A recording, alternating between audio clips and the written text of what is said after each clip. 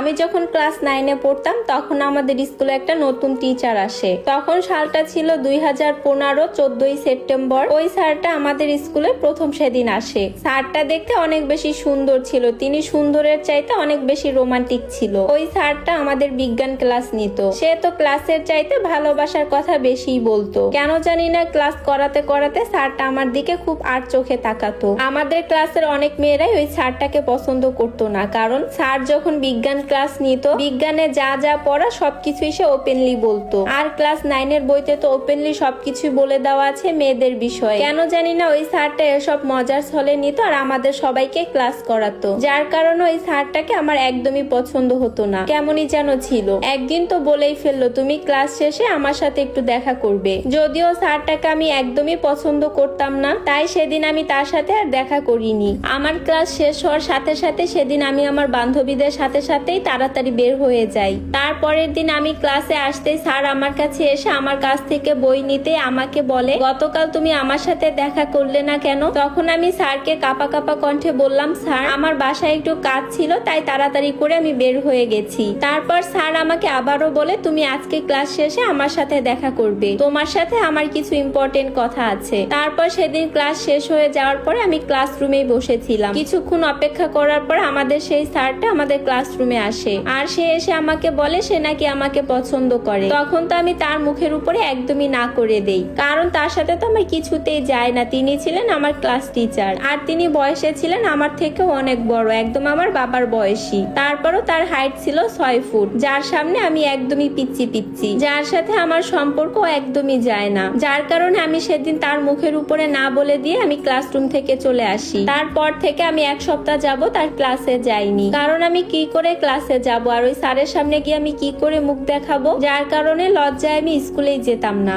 2 সপ্তাহ পর এদিকে আমার বাসা থেকেও আমাকে চাপ দিত স্কুলে যাওয়ার জন্য। এরপর বাবা মায়ের সবার চাপে পড়ে আমি আবার স্কুলে যাই। স্কুলে গিয়ে শুনি ওই স্যারটা নাকি আমাদের স্কুল থেকে চলে গিয়েছে। এই কথাটা শোনা মাত্রই তো আমি ভীষণ খুশি হয়েছি, আমার খুবই ভালো লাগতেছিল তখন। আর সেদিনই আমি আমার বান্ধবীদের সাথে অনেক মজা করে ক্লাস করে তারপর বাড়িতে আসি। আমি স্কুল থেকে বাড়িতে ফিরেই দেখলাম আমাদের বাসায় 2 জন মহিলা আর 1 জন পুরুষ মানুষ বসে আছে। তারা নাকি আমাকে দেখতে আসছে, আমার জন্য নাকি তারা অপেক্ষা করছে। আর এই বিষয়টা খুবই স্বাভাবিক, আমি যখন ক্লাস 6-এ পড়তাম তখন থেকেই আমার বিয়ের সম্বন্ধ আসতো। তারা আমাকে দেখে যাওয়ার পর রাতের বেলা আমার মা এসে আমাকে জানায়, তোকে যারা দেখতে এসেছে তাদের কি কি তুই চিনিস? তখন আমি আমার মাকে বললাম, আমি চিনবো কি করে? তখন আমার মা আমাকে বলে, ওই মহিলাটা ছিল তোর টিচারের মা, আর তোর টিচারের সাথে তোর বিয়ের সম্বন্ধ নিয়ে আসছে।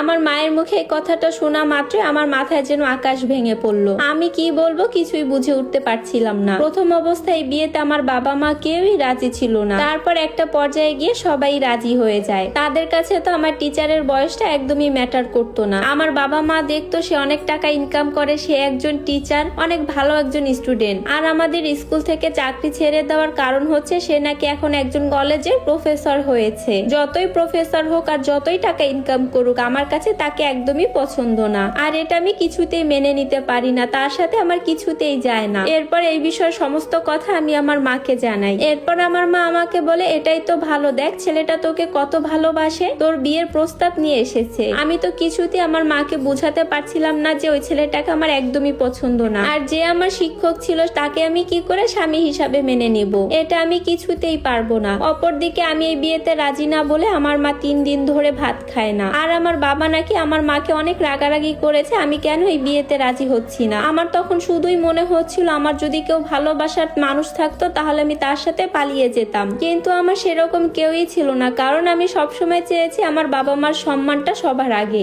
এরপর আমি আমার বাবা মায়ের হাত থেকে বাঁচার জন্য বলেছিলাম, আচ্ছা আমি এই বিয়েতে রাজি, তবে আমি বলেছিলাম আমার একটা শর্ত আছে, আমি কেবলমাত্র ক্লাস 9-এ পড়ি, যখন আমি এসএসসি পরীক্ষা দিব তখন আমি বিয়ে করব। এই কথাটা বলছিলাম আর আমি মনে মনে ভাবছিলাম এতদিনে হয়তো আমার টিচার ওই ছেলেটা অন্য কাউকে বিয়ে করে নিবে, কিন্তু না, আমার টিচার আমার এই শর্তেও রাজি হয়ে যায়। তারপরের দিন আমাদের বাড়িতে অনেক লোক আসে, আমাকে নাকি আংটি পরিয়ে রেখে দিবে। তারপর আমাদের বাড়িতে সবাই এসে আমাকে আংটি পরিয়ে রেখে দিয়ে যায়, আর ওই ছেলেটা আমাদের ফোন নাম্বারটাও নিয়ে যায়। প্রতিদিন প্রায় 10 বার করে ফোন দিত, কিন্তু আমি একদমই কথা বলতে চাইতাম না, আমার কাছে খুবই বিরক্ত লাগতো।